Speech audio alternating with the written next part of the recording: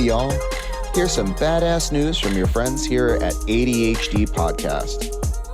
Have you ever wanted to up your coat or style game? Have you ever wanted to feel as cool as some of your favorite fictional characters? Look no further and check out Volante Design, an American-based company from Massachusetts. They create some amazing jackets, vests, shirts, and other fun accessories. They have some amazing original pieces that might be inspired by some of your favorite fandoms, and some fun licensed products from Mass Effect, Star Trek, and Devil May Cry. Check them out at their website, volantedesign.us, or on any of their social media pages at Volante Design. Now, I know they can be a bit pricey, but they are 100% worth it. And with your friends here at ADHD Podcast, you can get 10% off with our affiliate code.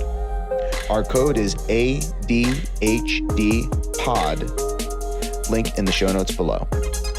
Check them out and get some badass pieces for your wardrobe. See y'all soon.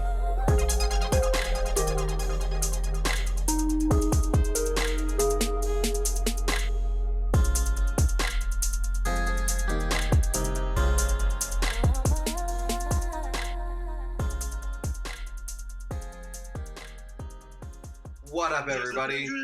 This is Steve coming at you on our new episode of ADHD.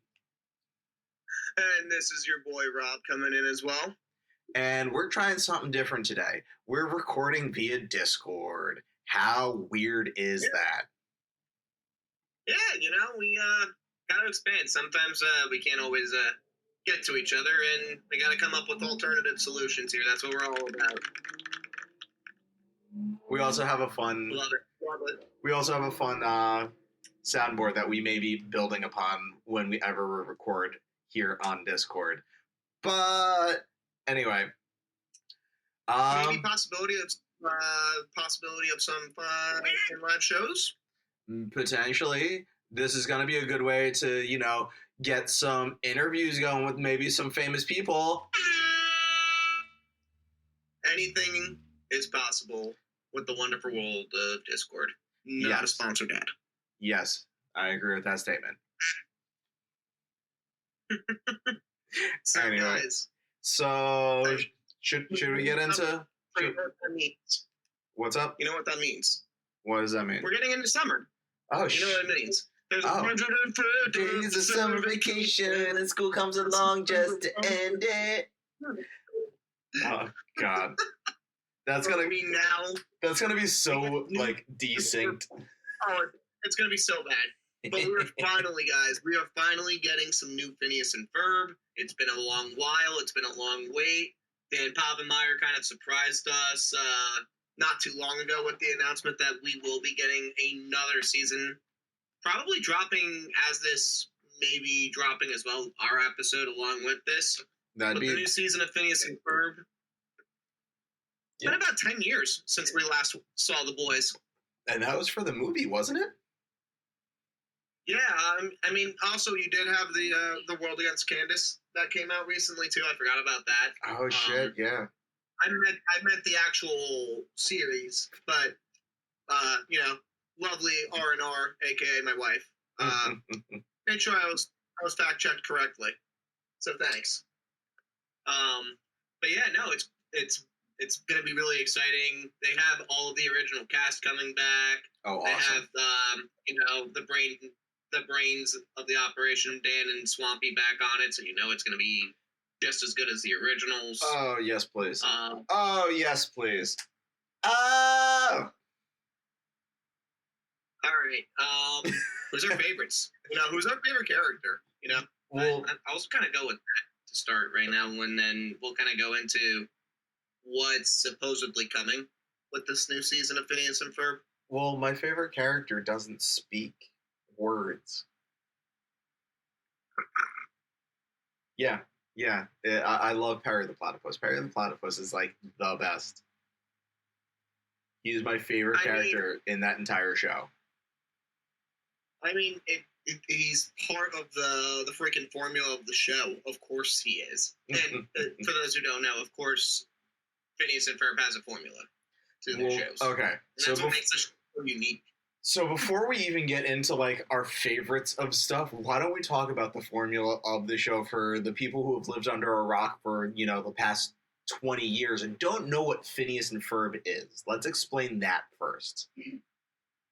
I mean, Phineas and Ferb, for the people who don't know, two super genius kids that over the course of summer vacation managed to engineer, invent all these elaborate, crazy things.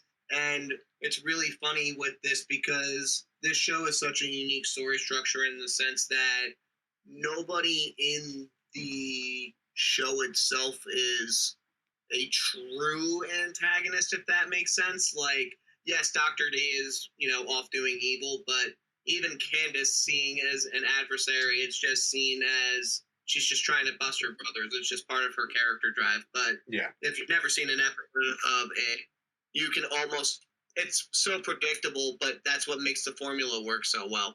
It is, what are we going to do today? Mm-hmm. Ooh, I'm going to bust my brothers. Hey, where's Perry? Yep. Come back to the invention getting built. Then you find out, right? And then you find out about the whatever Doofenshmirtz innator is, because he always has to have an innator. And he always has to fail with that innator because... Isn't there an episode that he actually completes it and he doesn't know what to do with himself? It's I think they did the special on it when he turned everybody into him. There's a lot of me, lots of me. Okay, I think my research on my end was saying that it was the movie that he completes the innator.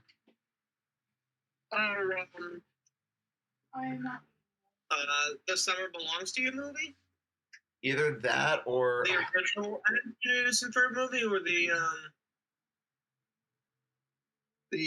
Candace Against the World? It's the alternate dimensions one. Oh, I forget. See, that's how another thing about this crazy show. There is just so much behind it that you forget about it. I love the sync up with the Marvel Universe. And even towards the end of the series when they even did the Alka Files, which weren't spectacular by any means in comparison to Phineas and Ferb, but it was still fun. Yeah. And it takes place in the tri-state area. But which tri-state area are you talking about? They never let you know which tri-state area. It's just the tri-state area. The tri-state area! Yeah, no. I love Phineas and Ferb so much. It's such a, even the... To come from... even just the animation style and the stories and everything, it holds up so well that it's just a fun 2D nature, and I'm excited that Disney picked up on the opportunity to create something 2D, and I hope they are going to continue in that direction. Keep buying into more 2D animation because, quite frankly, we need it. As an animation community, we need more of that stuff back in there. But also, it just holds up so much. It's so much cleaner.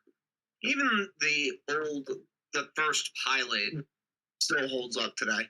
Yes. The roller coaster episode. God. That. And not the musical roller coaster episode. Yes. The first roller coaster. No, I know that.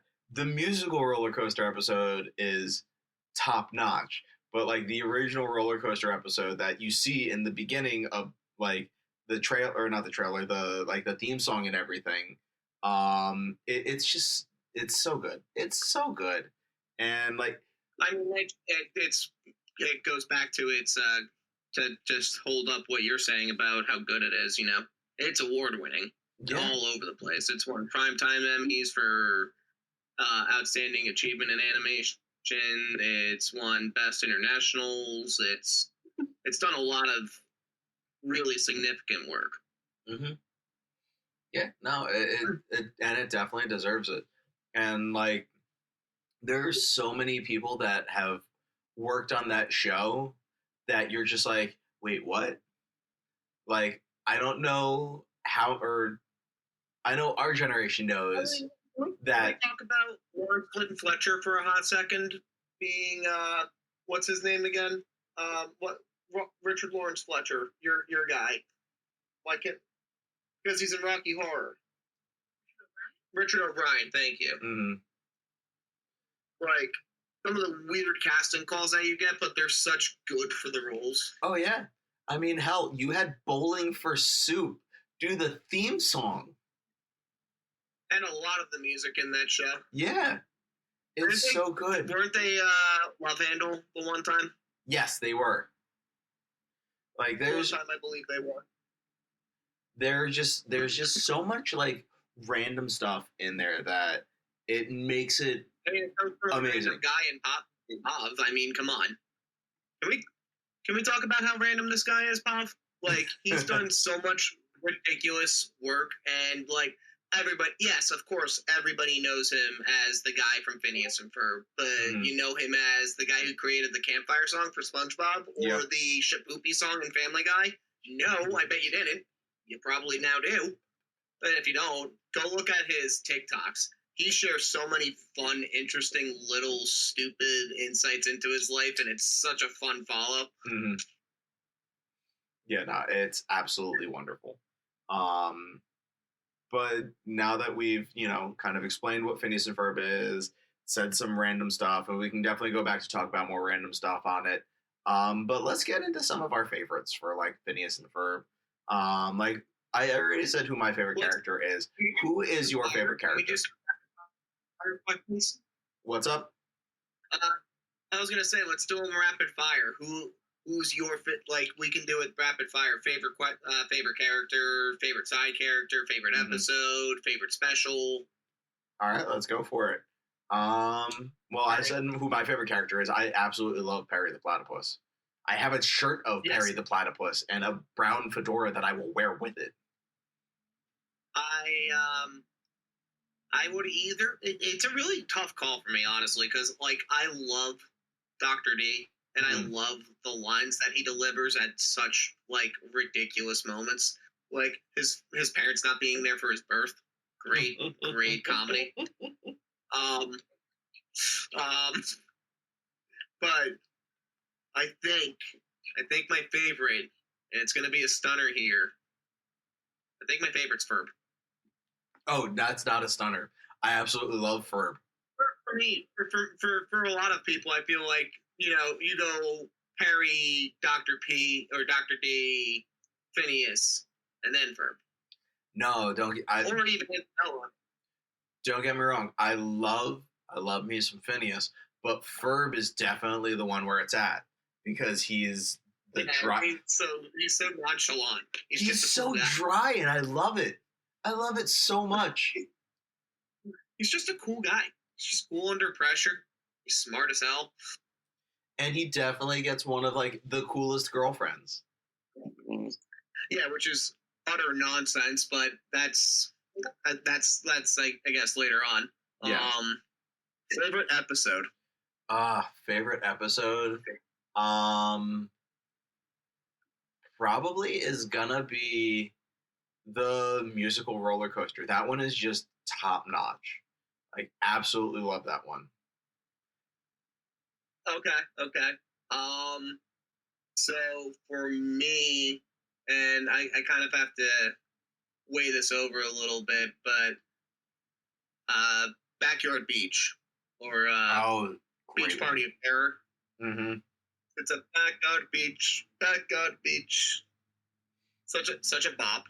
Mm-hmm. Which that show has a way of that is another question we gotta throw in the rapid fire now. Favorite song, favorite bop out of Phineas and Ferb. Oh, I got that one on lockdown. There's so much, like, there is so much good music that comes from it, but this is gonna sound stupid. Squirrels in My Pants. So you're a sin. I got squirrels in my pants. No. It was making me jump like that. So, squirrels in my pants. Yeah, no, Man. and that was simp before it became like, you know, simping for somebody. You just had squirrels in your pants. It's so weird how he was ahead of that one. Oh yeah, My favorite would be Ain't Got Rhythm, when they're trying to get Love Handle back together, and there's this, you know, lack of a better word, sad-looking man working at a library, and he's just banging a stapler. I ain't got rhythm. Would you just go join the band? It's so funny. You also can't. It's so funny. It's Oh God, you also can't forget about Lindana. I'm Lindana, and I want to have fun. great one-time hit. Great, and I love that they made fun of that too, being a one-hit wonder. Oh yeah. They did a whole episode on it when Lawrence gets like all nervous that they called her up to do like a little tour, and he was like, "Oh no, I gotta go get her." Yeah. Max Modem. It was like that. There's just so much like good stuff that comes out of Phineas and Ferb that like bleeds into millennial life that it's not even funny. Like, how many times have you walked up to somebody and go, "What you doing?" Either that, or how many times have you seen the meme? If I had a nickel for every time Yep. that this happened, I'd have two nickels. Which isn't much, but it's strange that it happened twice. Yep. Like that one. Oh God. There's just so much that like comes from this show that I absolutely love. Let's go back to rapid fire. As we keep hopping around, yay ADHD brain. As a side note for everybody listening, we are recording this at like 9:30 at night, so we are tired AF. Yeah, we're a little delirious. We're powering through this now. It's okay. Oh yeah, just a little bit. Favorite side character? This is definitely tough. There's a lot of great characters. You got Irwin, Irving. You got Buford. You got Baljeet. You got all the Fireside Girls. Gretchen, Isabella. There's. I don't really consider Isabella side though. She's always involved. She's the main. She's part of the main. She's part of Phineas, Ferb, Perry, Candid. Then she's a part of it. Then if you're putting her a part of it, you have to put Buford and Baljeet in that. Then fine, we'll do that. But then I'm going with Irwin. I'm going with Irving. I always screw up his name, but I love the voice actor for him. I love the nerd jokes. You get one nerd promise. You get one. My nerd word. I'm probably gonna have to go, and I can't remember his name at the moment, but it's the secret agent director. Professor or Major Monogram. Yeah, Major Monogram. Like he's just so. He just like oh God, Major Monogram it reminds me so much of like growing up watching Inspector Gadget, and how you had the commissioner, and how he was just kind of like he would just pop up randomly and then do something stupid or say something stupid, and that just reminded me of Major Monogram. And then one of my favorite Monogram moments has to be when they do the episode where they recarve the Mount Rushmore to be Candace's face, and they pull Perry the Platypus from there to tell him that there's Doofenshmirtz is going to be attacking that area, and Monogram just goes, "Oh yeah, poor management on our parts. My bad. Now go get him." Yeah, no, Major Monogram like that. He always puts a smile on my face, and I love to see like whenever he would pop up like that. I know that he's like a part of like every single episode, but it still is a great time.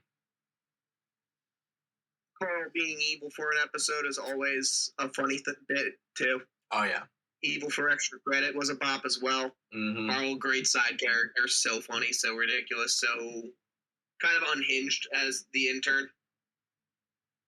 Yeah. At times. Another side character I want to just pop in real quick as like an honorary mention is I love Doofenshmirtz's daughter. Oh, Vanessa is fantastic, and her voice actress.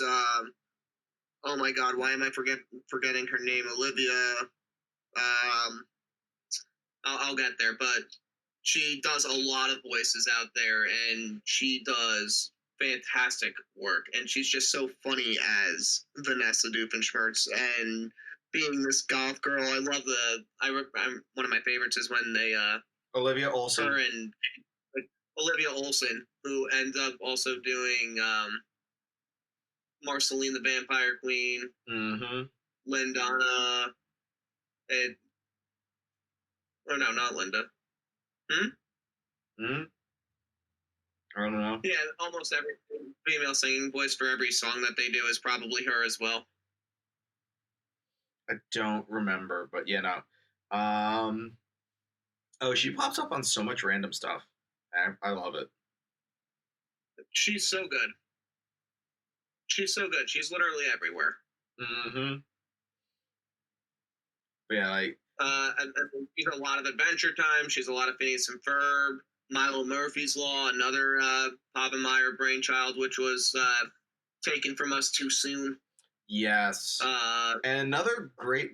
Well, you know who voices? I think it was Milo Murphy. You know who voices him, right? Weird Al. Yeah. I was about to butcher his last name, even though I know it's Yankovic.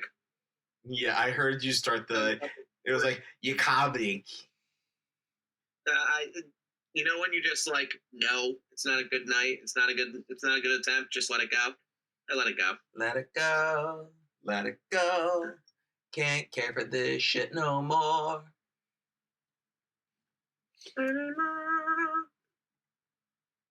Oh man. So what else do we want to talk about with Phineas and Ferb? What do we want to see in the future with Phineas and Ferb? Like, do we want to see it just honestly, go back to its old formula?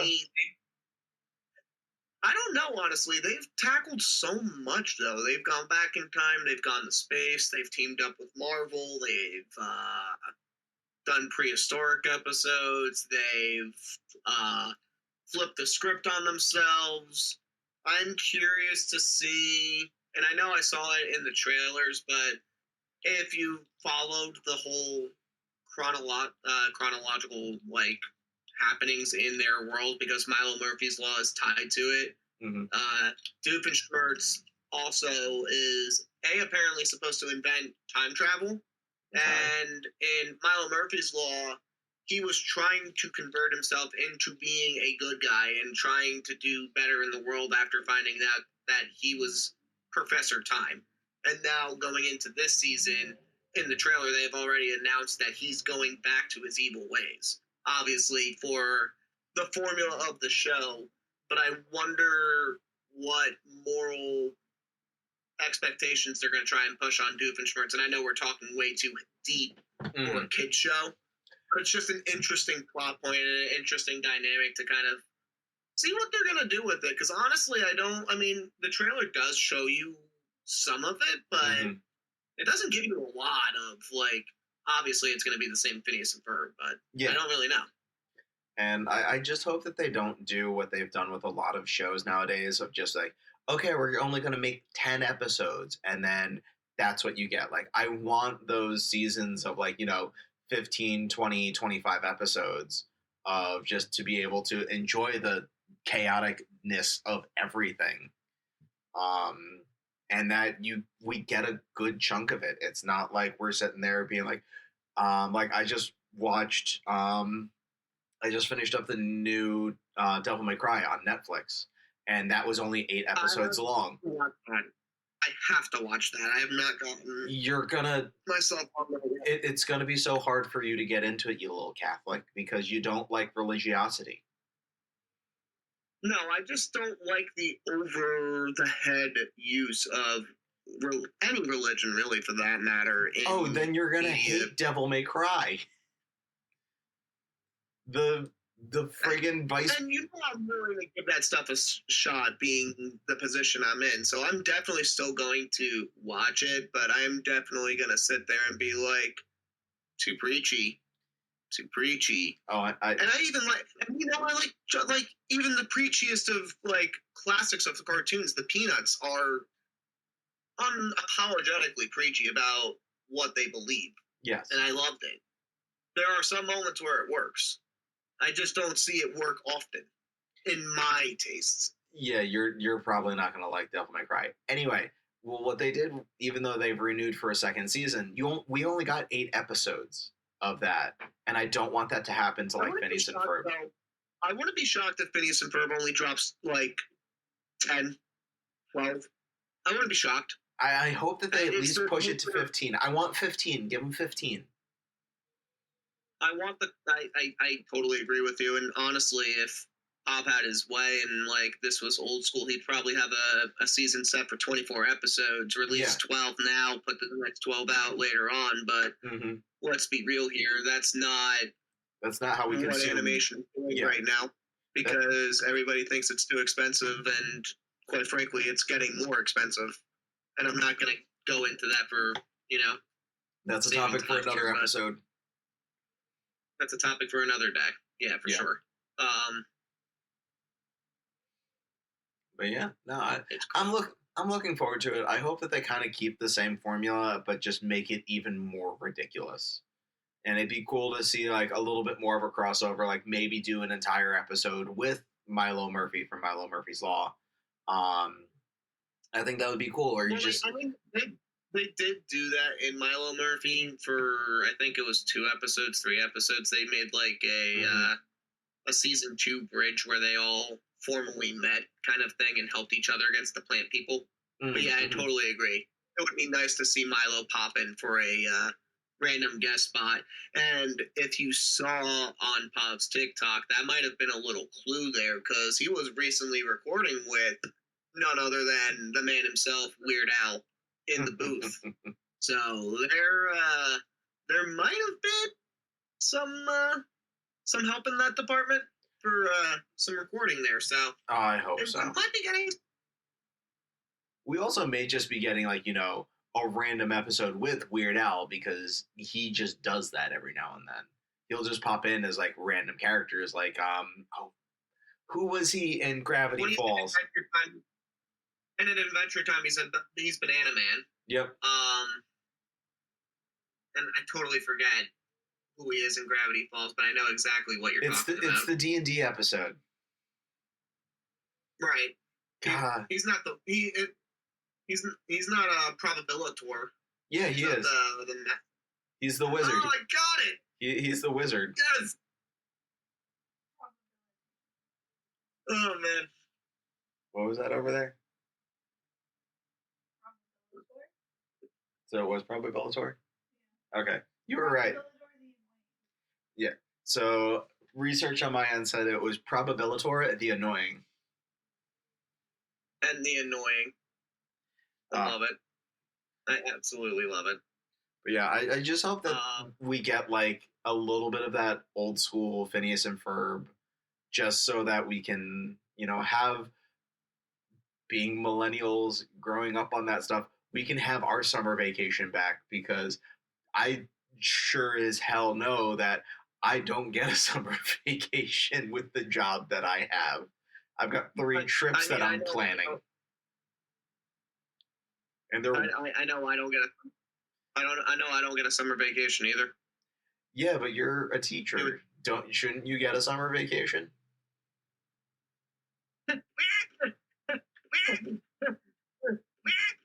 You're cute. Don't you mean? That's how I feel. There we go. Oh, Lord. Yeah. But no, I just hope that like we do get a little bit of a return to form, and then that they can riff on that a little bit more to make it like slightly more modernized.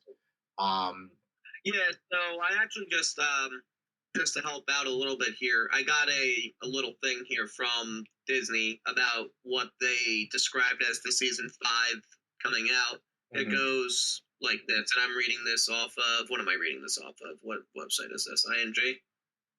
Yeah, Okay. ING. So I'm reading this off ING, and the quote they have here is, "The new season of Phineas and Ferb follows the inventive stepbrothers as they tackle another 104 days of summer. Candace is more determined than ever to finally bust their brothers, while their pet Perry continues to lead a double life and save as the suave Agent P, whose sole mission is to thwart Dr. Doofenshmirtz from taking over the tri-state area." So it sounds like we are getting a return to form. All right, awesome. That's exactly what I want to see. Because there have been so many times that like a remake will come out or like a continuation of something will come out, and it's like, hey, we just want like, you know, happy, just put us in our comfort place. And they're like, no, we're going to make it completely different. Why? Because we can, and we hate you. And I'm like, I don't want to see that. I do not want that in my life. I do not like green eggs and ham. I do not like them, Sam. I am. No, seriously, it's so true. But if anybody's going to do it right, it's Pav, it's Disney's handling of this property because they know it's making them a lot. Yeah. And Dan's going to do everything right by it. Swampy's going to do everything right by it. That voice cast is juiced up and ready for it. And we won't have to wait long because it's going to be dropping June 5th, this year on Disney+. So that's going to be fun. It's going to drop all right away on Disney+. And then if you still are one of those few people that have cable, I believe what I saw was that they are still going to release that as weeklies, not as... So if you have cable, you can still get that nostalgia feel of waiting a week. But if you want to continue binge culture, hop on your Disney Plus account June 5th. Yeah, that'll probably be my, hey, I'm going to watch this in between watching One Piece, that I'll continue watching Phineas and Ferb with my wife. Which or if she is okay with it, I may just watch it by myself at work. But we'll see what happens. I still need to watch. I'm still at the same exact spot, man. I cannot seem to set a time to watch One Piece appropriately. I finally made it to Water 7. Like, I'm finally at that point. I am past all of the filler and BS that I am at Water 7. Hopefully I get to meet Frankie soon. I know I get to meet some characters that are going to pop up later on that I don't care about spoilers for myself, but I care about spoilers for our listeners that you meet in Water 7 that you then later on meet in a later arc, like a much, much later arc, that I'm like, all right, cool. I remember seeing pictures of these people. What's going on with them? And then things were explained to me. I'm like, all right, cool. I like this. And now you are like full blown invested, which I feel like is every person that starts One Piece. Oh yeah, no, I'm doing this to put a smile on my wife's face, and I am now enjoying it thoroughly. There are some things that I'm just like, but why? Or we didn't need that.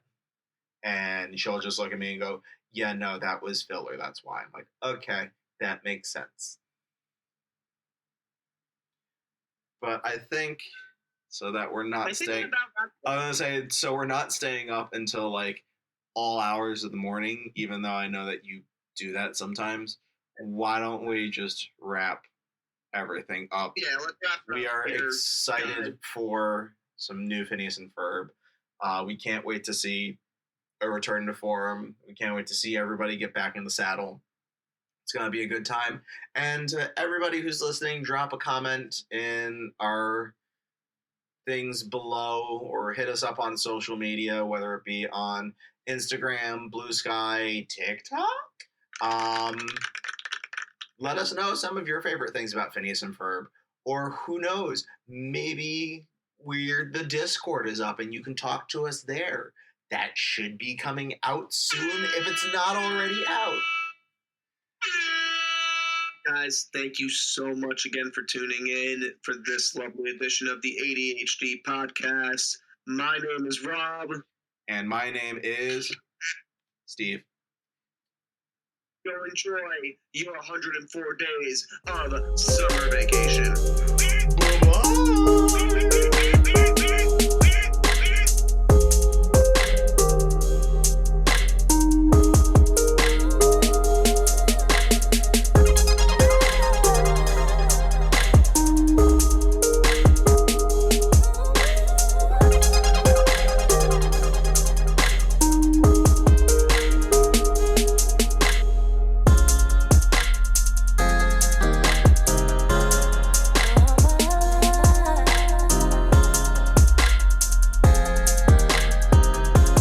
Intro and outro music brought to you by DJ Cutman.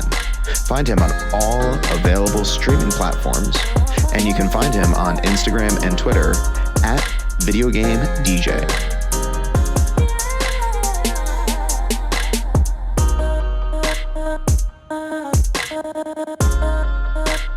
Thank you for tuning into the ADHD podcast. We hope that you enjoyed our nonsense and whimsy. Please make sure to follow us on our social medias. Instagram at animateddysfunctionpod. Bluesky at adhdpodcast.bsky.social. X/Twitter at A_D_H_D_pod.